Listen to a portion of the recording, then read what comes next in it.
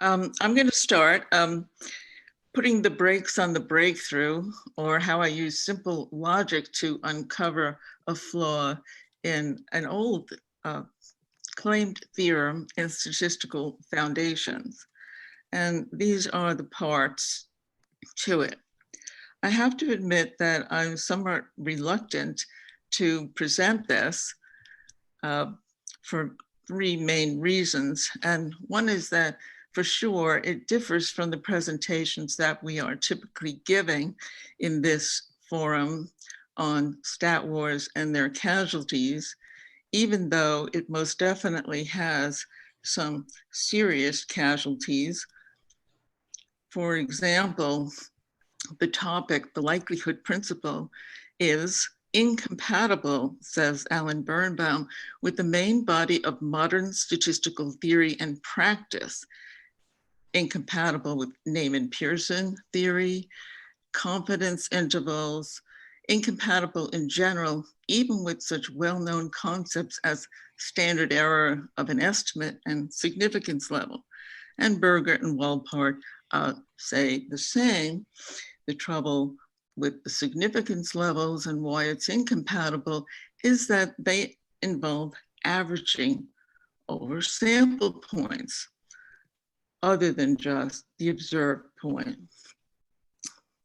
The second reason I'm reluctant is that understanding the full arguments really requires more than could be given in a talk like this. I had promised to do it for a few groups, notably my 2019 summer seminar, and see if I could make it digestible.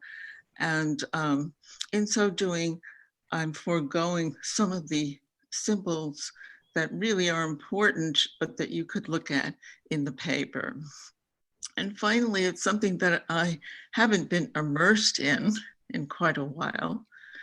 And it's been 6 years plus a pandemic since I have been immersed in it. And so I may not be up on some of the fine points. But we can always continue in another forum, and there's always questions for you to pose to me. Okay, so I said there's these three parts to the talk, and then the imaginary dialogue. And the first part is an example one, very simple and well-known example that in fact Berger and Wolpert use to kick off their discussion in their book called The Likelihood Principle. Okay, this is a serious example of a conflict, they say. And this involves using a stopping rule to keep sampling until you're able to reject a null hypothesis at, let's say, a 0.05 level. It's a two-sided test of a null hypothesis that mu is 0 and is normal distribution testing.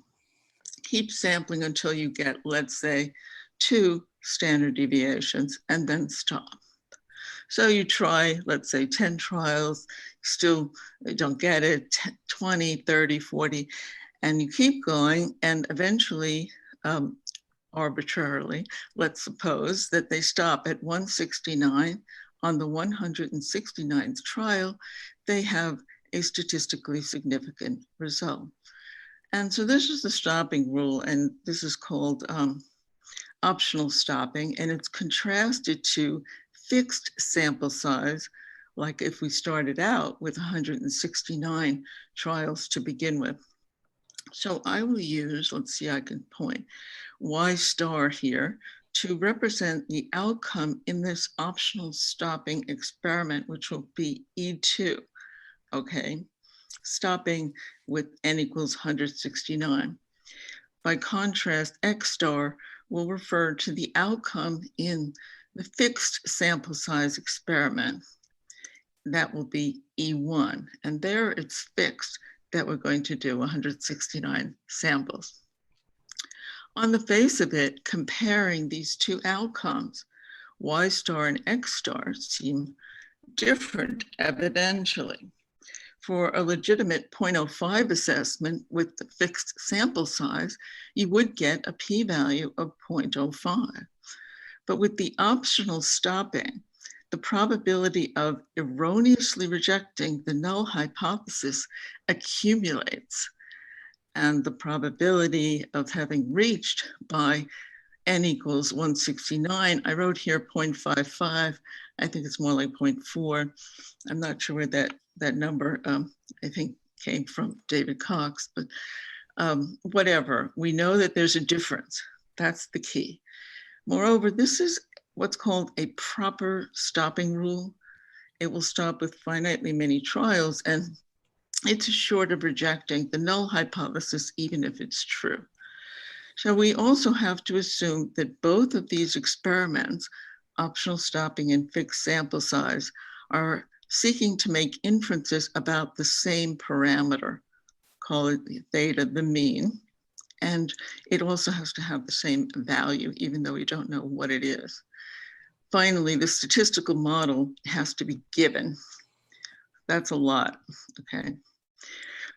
However, these two outcomes, X star and Y star, have proportional likelihoods. And the data itself can be seen as a string of 169 outcomes. But regardless of whether it came from E1 or E2, we have these proportional likelihoods differing just by a constant, okay? Generally like a coefficient on the outside. And often these are called the same likelihood when they have proportionality like this. Okay. Here comes the likelihood principle. It says, if the likelihoods from different experiments, E1 and E2, are proportional in this way, then inferences from the two should be the same. But because there's so many givens in this discussion, I adopt this shorthand. We start out with this notion of an LP pair, a likelihood principle pair, okay?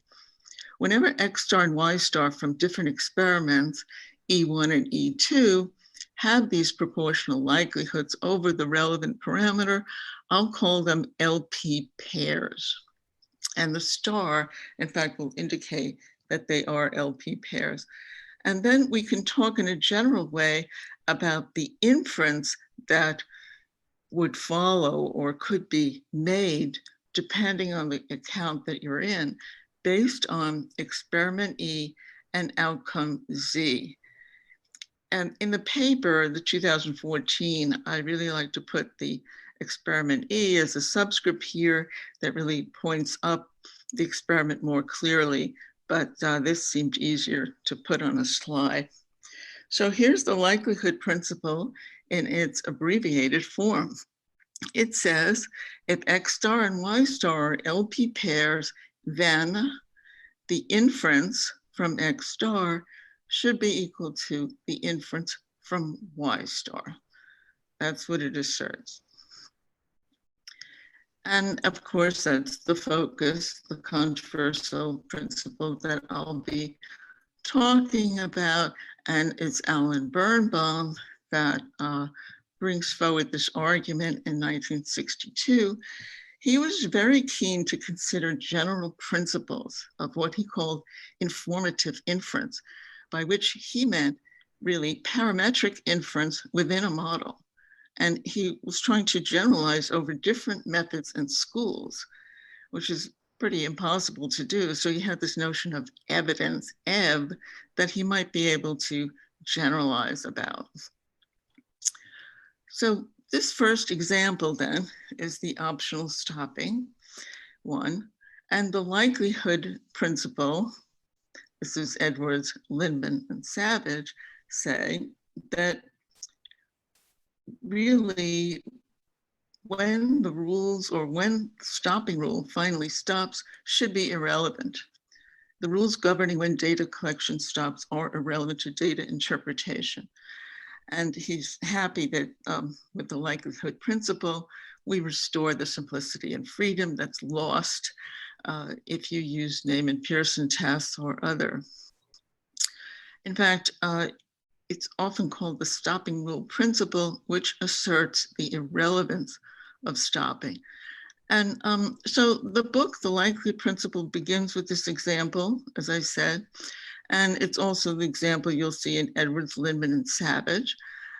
And they say, suppose you collect data of any kind, not necessarily Bernoullian, nor identically distributed, nor independent, stopping only when the data thus far collected satisfy some criterion of a sort that is sure to be satisfied at some point, then the import of the sequence of n data actually observed will be exactly the same had you planned all along to take n, okay? This is Dennis Lindley. In calculating the posterior probability, our inference about mu, the only contribution of the data is through the likelihood function. So if you have two pieces of data, X star and Y star with proportional likelihood functions, the inferences about mu from the two data sets should be the same. This is not usually true, he points out, in the orthodox frequentist theory, and its falsity in that theory is an example of that theory's incoherence. So we're emphasizing this disagreement here. On the other side, for sampling theorists, frequentist error statisticians, as I prefer, by contrast, this example, taken in the context of examining consistency with the null hypothesis theta is 0, is enough, says David Cox, to refute the strong likelihood principle. And my likelihood principle here is going to be the strong. I'll distinguish the weak in a minute. That's enough to even reject it. Because with probability 1, it's eventually going to stop with a nominally significant result, even though the null is true. And they all agree that you will eventually stop and erroneously rejecting the null hypothesis. The significance tester objects to this. The person holding the likelihood principle does not. To allow this also contradicts what Cox and Hinckley call the weak repeated sampling principle.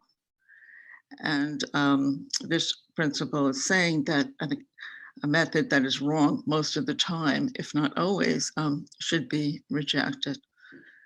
Okay. So within sampling theory, we would make a distinction.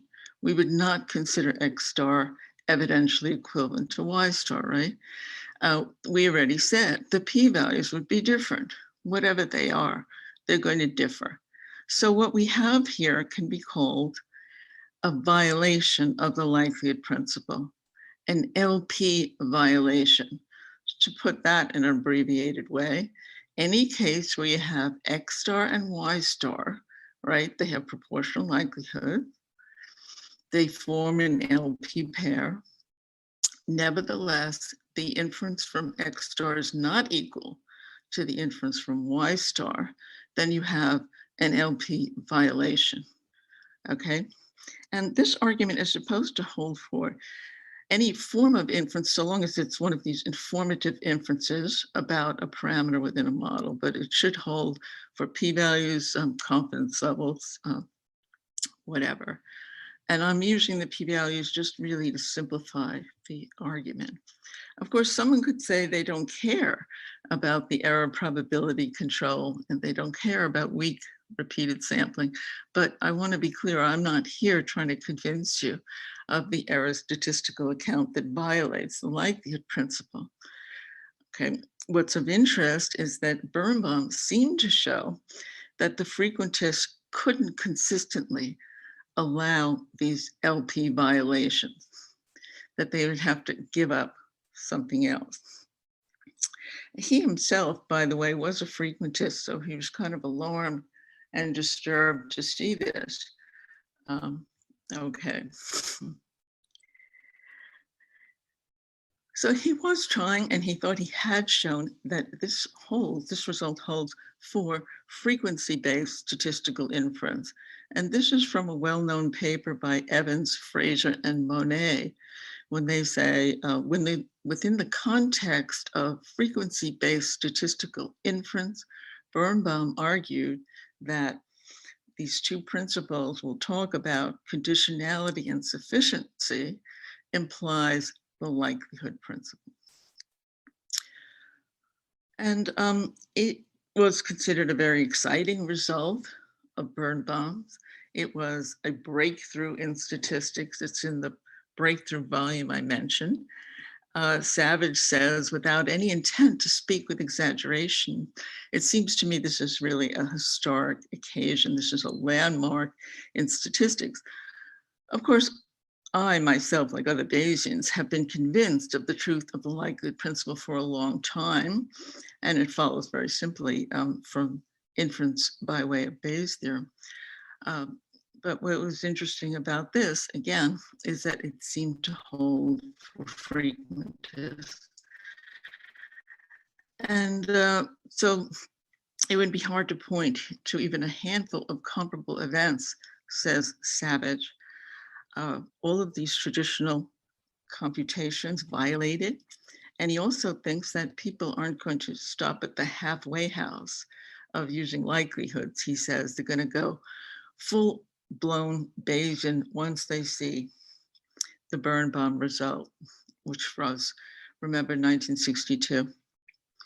As I had said in my first paper on this, that I had no doubt that revealing the flaw in this alleged proof won't be greeted with anything like the same recognition, and it hasn't been. Okay, so we want to talk about sufficiency, which is really also the weak likelihood principle. And the thing is, if there were only one experiment, then outcomes with proportional likelihoods would be evidentially equivalent. So that's why this is called the weak likelihood principle. The thing about the likelihood principle is that it referred to two distinct experiments, okay? But if it's one experiment, then that holds, no problem. You know, I gave you some supplementary materials, and one of the things in there is about sufficiency, and a familiar example of a sufficient statistic would be the number of successes in K trials, K Bernoulli trials, okay? If you were trying to make inferences about theta, the probability of success on each trial, K would be a sufficient statistic. And so anytime you had two identical values of K, you would reach the same inference with respect to theta. That's just ordinary sufficiency or weak likelihood.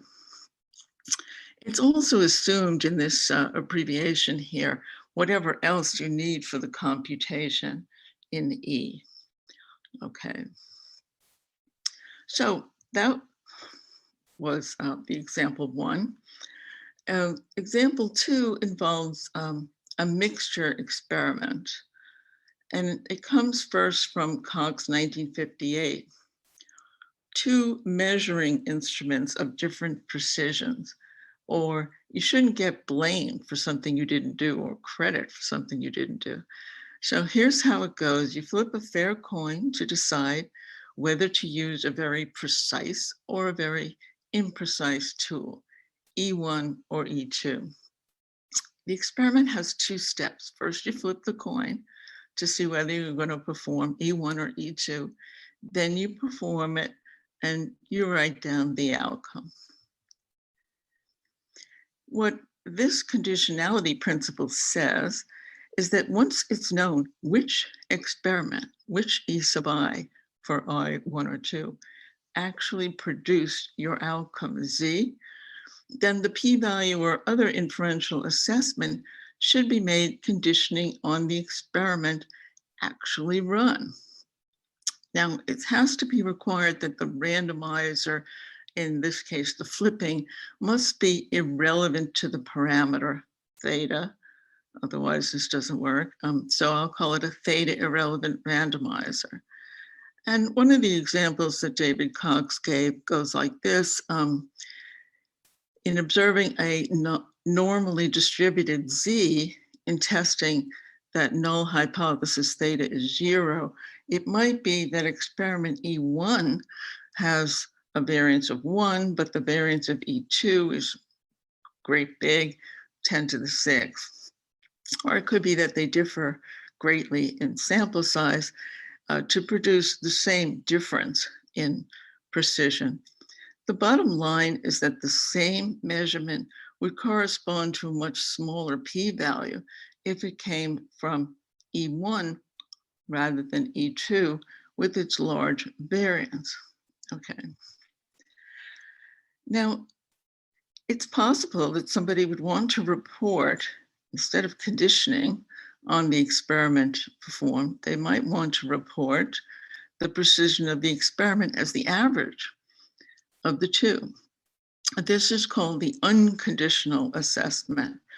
And this is convex combination of the two p-values averaged over the two experiments.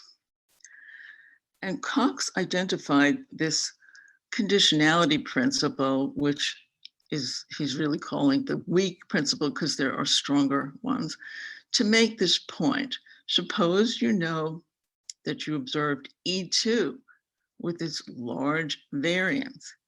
And he says the unconditional test says we can assign it a higher, meaning smaller, level of significance than we ordinarily do, because if we were to repeat the experiment, we might sample some quite different distribution.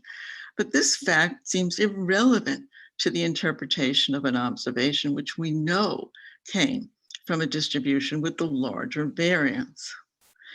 And a little bit more of this at the upshot. The measurement using the imprecise tool shouldn't be getting credit because the measure might have used a more precise tool. Nor should the precise guy be blamed because he could have used a less precise tool. So this seems obvious enough, yes? So CP, the conditionality principle, simply says, once it is known which experiment, E sub I, be it E1 or E2, once you know which one produced Z, you should condition on the experiment that actually produced the result. In other words, it's saying don't use the unconditional formulation where you average them together. It's important to keep in mind that this principle, conditionality, always requires that you know the experiment, which one was performed, and what the outcome was. If it's given just that, well, we observed something and it could have come from E1 or E2, and it doesn't tell you which one, then you can't apply conditionality. So if this seems kind of obvious that you should condition, then why was Cox's paper considered so important, an important criticism of certain frequentist methods that would use the convex combination? Well, as Allan Birnbaum himself notices, conditionality is not a mathematical principle. It's one thought to reflect our intuitions about evidence. There are contexts where the frequentist would report the unconditional assessment. For example, if there was going to be a lot of applications and you were really interested mostly in the average precision or something like that, and you could actually get better average properties, David Cox showed in some cases.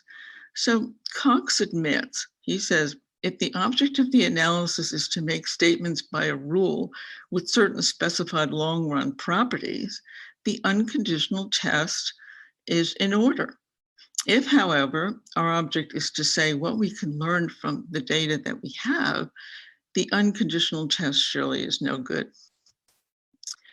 So the surprising upshot of the argument that we're considering today is it claims to show that if you do what seems sensible, conditioning on the randomizer, that you have to go all the way, so to speak, to conditioning on the data point, which would mean no error probabilities. And that's what Birnbaum's result purports. Okay, he purports that simplicity, sufficiency, and conditionality together entails the likelihood principle. And we wrote that it's not uncommon to see statistics tests argue that in frequentist theory, you're presented with this dilemma: either deny the appropriateness of conditioning on the precision of the tool chosen by a toss of a coin, or else embrace the strong likelihood principle, which means that frequentist sampling distributions are irrelevant, no error probabilities. We say this is a false dilemma and that it is an illusion, but it was up to me to show this, actually. And it's not so easy to dispel, thus my writing on this. So now we're up to the breakthrough. The shorthands, X star is going to refer to experiment E1, and the outcome X star, and Y star refers to experiment E2 and the outcome Y star. And to remind us, the likelihood principle asserts if X star and Y star are LP pairs, then the inferences from them should be the same, okay? Whenever X star and Y star form an LP pair, but the inferences are not the same, you have a violation of the likelihood principle, yes? An LP violation. And we saw an example in the example 1, where Y star came from optional stopping that happened to stop at n equals 169, as compared to X star with the sample size fixed at 169 all along. So this was an example. And of course, this just happens to be a dramatic example. There are many others, binomial, negative binomial, and really ordinary garden varieties. So we have an LP violation. Now here goes Birnbaum's argument. He will tell us about an experiment we can call a Birnbaum experiment. And it's a funny kind of mixture based on a likelihood principle pair. You observed Y star from experiment E2. It can be the optional stopping one again. Then you enlarge it to an imaginary mixture. You imagine it resulted from getting tails on the toss of a fair coin, where heads would have meant performing the fixed sample size experiment, with n fixed to 169 from the start. That's the first thing you do when you've observed Y star. The second thing you do is that you will report Y star as the same as X star. Here's how it's usually written. So you've observed Y star, but you will go ahead and report X star. X star will be reported if either you got Y star or you got X star. Either way, they're both reported the same. This was in cases of likelihood principle pairs. If you're not dealing with a likelihood principle pair, then just report it in the ordinary way. Okay, this is how it's typically put. And if you look at the supplementary materials I put, you can see it's always stated this way by everybody who considers this. And the Birnbaum argument focuses on the first case because, of course, that's the interesting one, where we have an LP pair. And we're going to see whether we're forced into the likelihood principle or not. Now, within this Birnbaum experiment, so we have just defined this statistic, we can call it TB, to go along with EB, the Birnbaum experiment.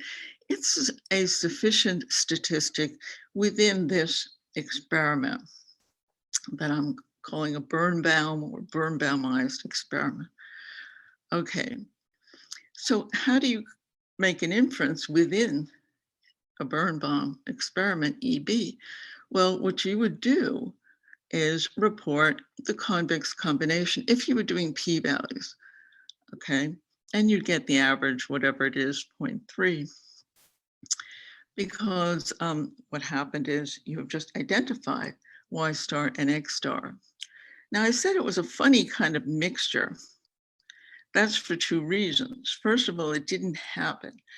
It's given here that you only observed y star from E2, optional stopping.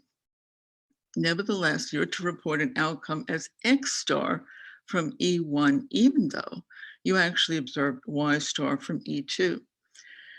And the other thing is that the inference is going to be based on the unconditional mixture. And we can abbreviate it as Birnbaumizing.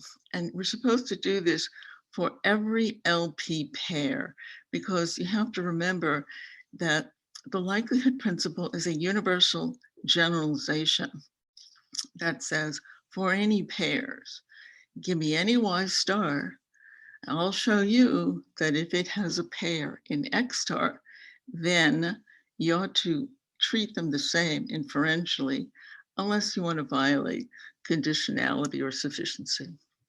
Now, within the Birnbaum experiment, it does appear you must treat x star as evidentially equivalent to its likelihood principle pair y star. After all, they are reported in exactly the same way.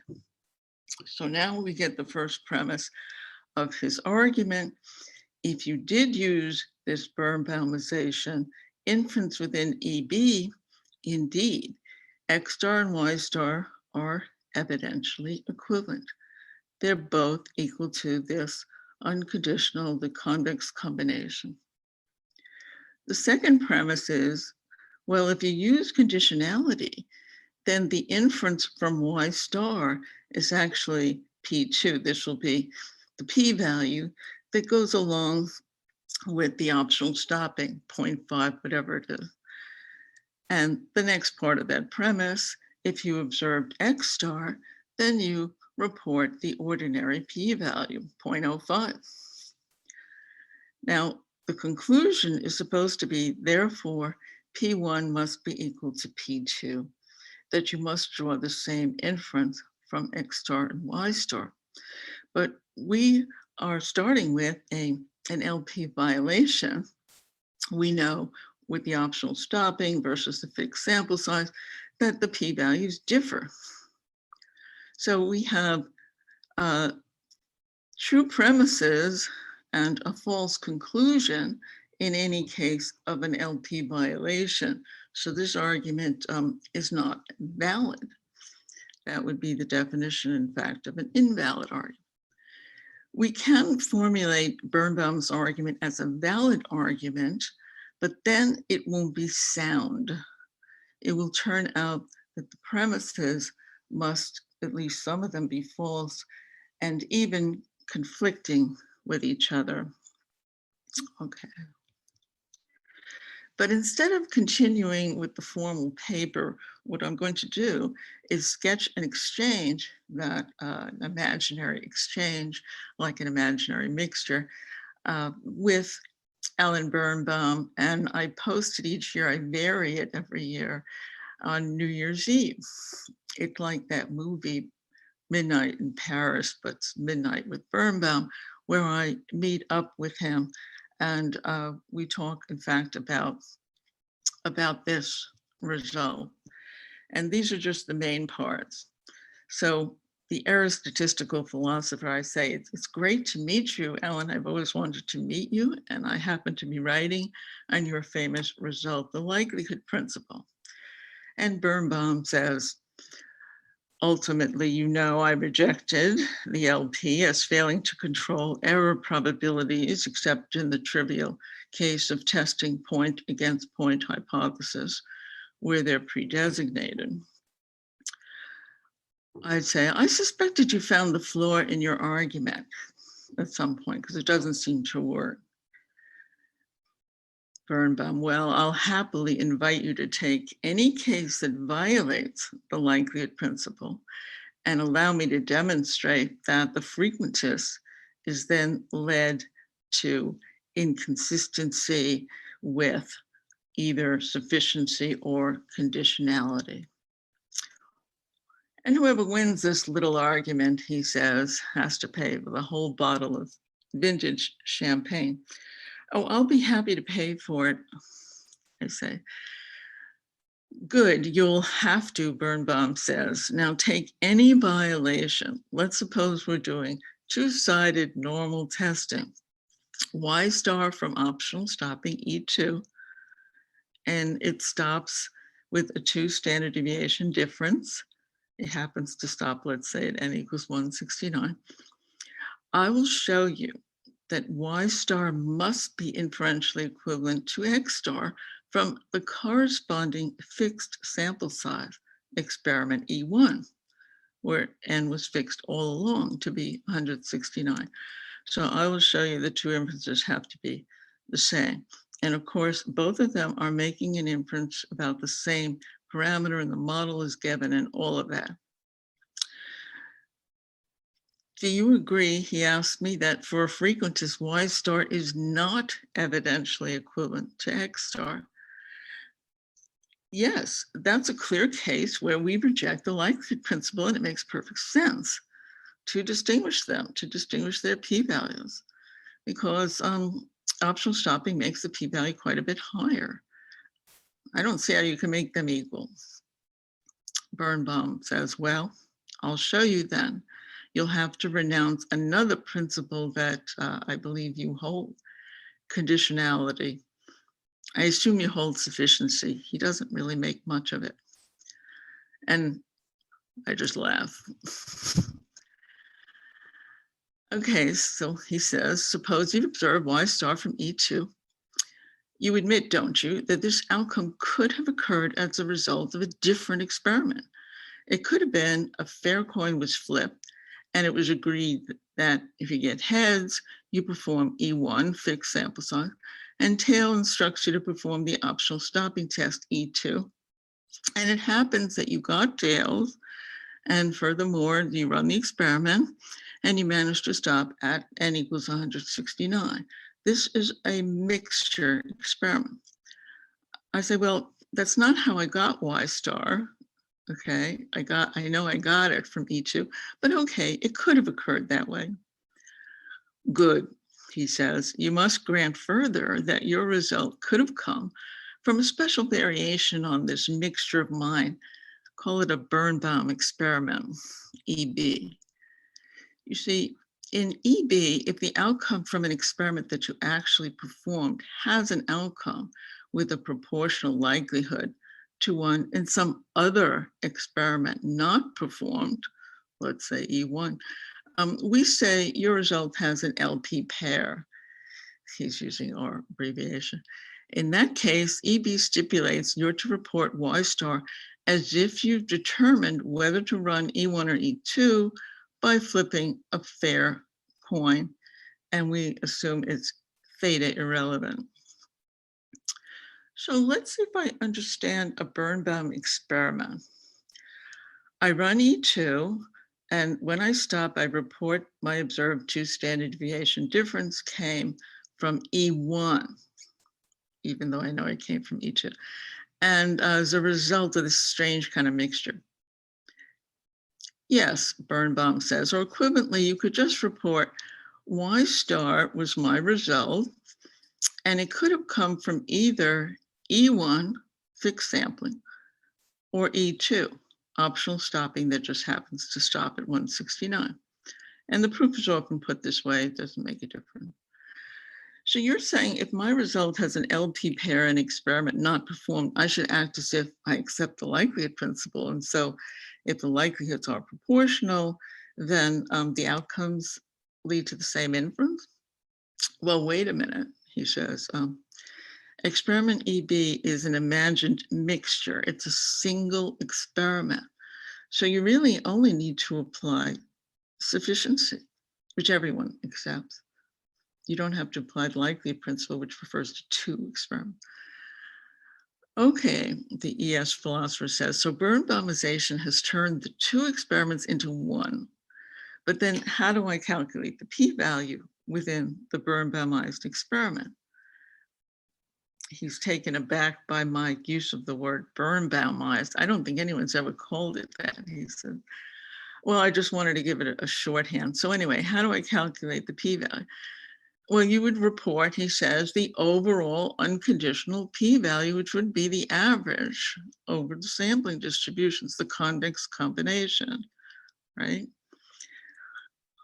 Okay, so you're saying if I observe a 2 standard deviation difference from E2, I don't report its p-value, 0.55, whatever it is.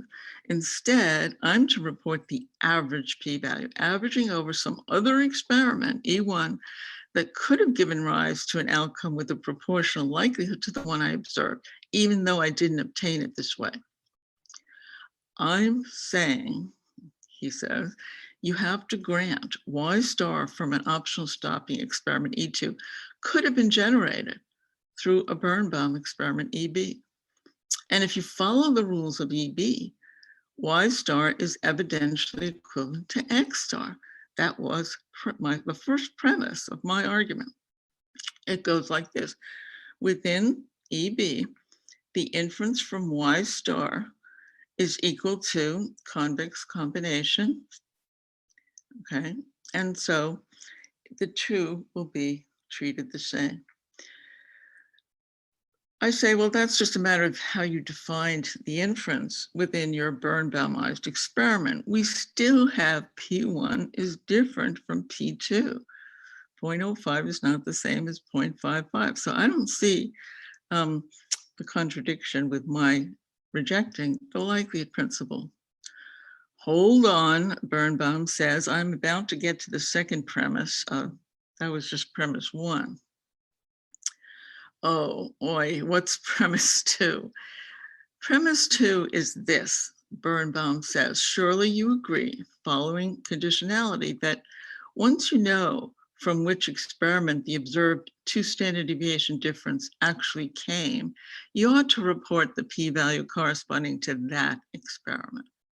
You ought not to report that average convex combination as you were instructed to do within EB. And this gives the second premise that the inference from conditionality, the inference from Y star is just P2 by itself, no averaging.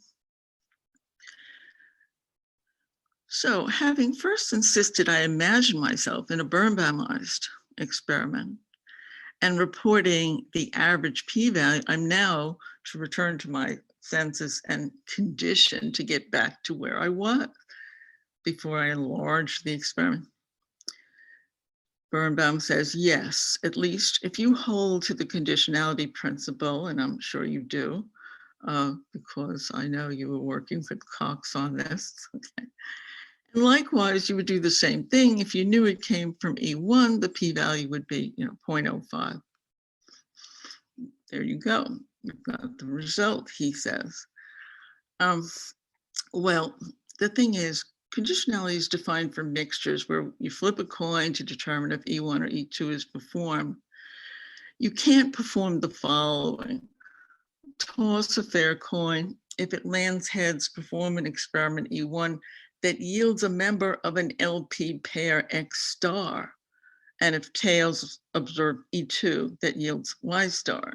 We can't actually do that. We don't know what would have resulted from the unperformed experiment, much less that it would have formed an LP pair with the outcome I actually observed, Y star. There's just this single experiment, and I got Y star, according to the givens here. And CP stipulates we know which one was performed and what its outcome was. Birnbaum says, wasn't I clear that I'm dealing with hypothetical or mathematical mixtures? I'm not dealing with actual mixtures. Just need to put this plug in. I realize that a lot of people, including brilliant statisticians, have rejected my argument or tried to block it because it deals in these mathematical mixtures. And I say, I want to give your argument maximum mileage, and I'm prepared to allow conditionality to be defined for hypothetical theta irrelevant mixtures. And here's how I picture these hypothetical mixtures. We can envision the mathematical universe of LP pairs out there, right? Each is imagined to have been generated from a theta irrelevant mixture. And when we observe Y star, we pluck the X star companion that we need for the argument. But they're kind of all out there, and they actually could have been run one of these days. You know, eventually you would get that matchup and you'd get LP pairs. So imagine they're out there. Of course, if an outcome doesn't have an LP pair in some other experiment, we just proceed as normal. That's fine. Your task is still to show that if X star and Y star are LP pairs, the inferences from the two should be the same. That's the LP. Exactly, he says. You pluck down, you've got Y star, you pluck down X star, you get the first premise, get the second premise, you get the LP. Well, clever, but proof is unsound. Either it's going to be invalid or valid in form, but with false premises. Here's one rendition of it, and it comes out invalid. First premise, if you use Birnbaumization, TB is sufficient, then yes, the inference from X star equals the inference from Y star, and they're both the convex combination. And now you have two applications of conditionality, that the inference from Y star is P2, the inference from X star is P1. The conclusion is supposed to be P1 equals P2, but we have an LP violation here. So the conclusion is false. The premises are true, the conclusion is false, and that's the definition of an invalid argument. So you can't induce that conclusion. You could see the argument as formally valid, but then the premises conflict. Here's how that can happen. You will put EB all the way through, so it's formally valid. Here it says in EB, the inference is the convex combination, and from CP, you will condition twice.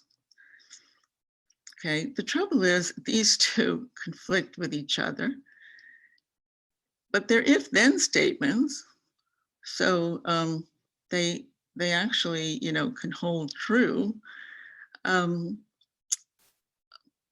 But because the premises contradict each other, the argument is not sound. It's invalid, but unsound. If the first premise is true, then 2A and 2B are false. I mean, you have to make up your mind about how the inference directive is going to go, conditional or unconditional. If you keep to this valid formulation, the premises could hold true, but only in special case where there's no LP violation. With LP violations, we actually have three different distributions, E1, E2, and EB.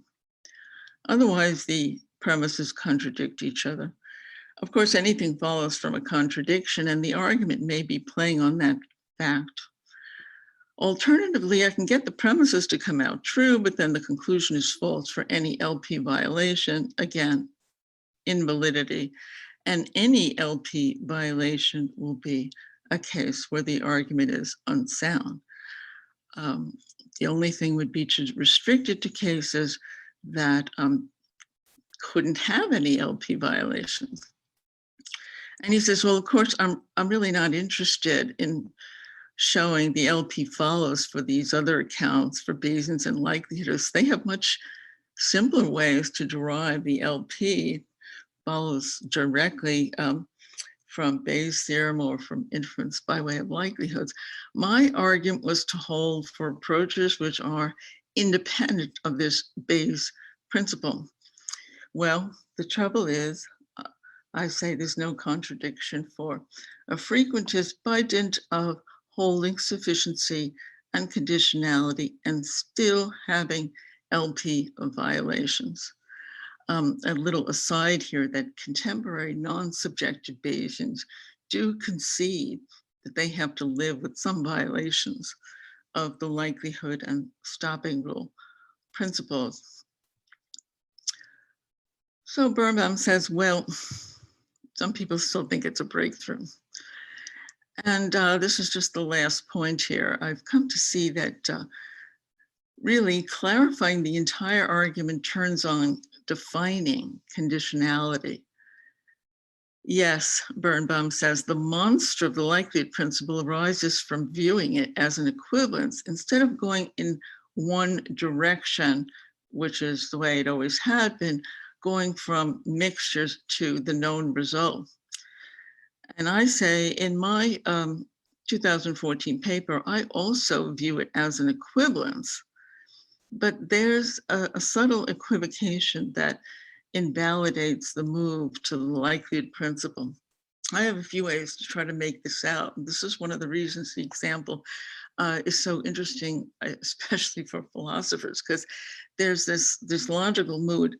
Okay, given Y star is known to have come from E2, it's true, it doesn't matter if it was the result of an irrelevant randomizer to choose between E1 and E2 or fixed all along. That's because once I know it came from E2, I have all I need to compute the inference. I know the sampling distribution. If you tell me things like it could have been this, it could have been that, I could have taken the train, whatever, it doesn't change the inference. So we can have that equivalent there. It's completely equivalent to conjoining an irrelevancy. But it doesn't follow that given Y star is known to come from E2, I don't have to know whether it came from E2 or E1. And I think there's this little equivocation here that makes it seem that because it's irrelevant if I report it, it could have come in this other way, that therefore I really don't need to know if it came from E1 or E2. But the only reason that this equivalence holds is that I know it came from E2. So I suggest you can see it as an equivalence, all right. The only mistake is in supposing that conditionality is this equivalence, that inference from the Birnbaum experiment is the same as inference from the individual experiment. That would obviously be wrong. One is the convex combination and one is just the individual. So some people like to draw this picture, but the trouble is you don't get the same EB in the corners. It's like a fallacy of four terms. I'm going to stop there.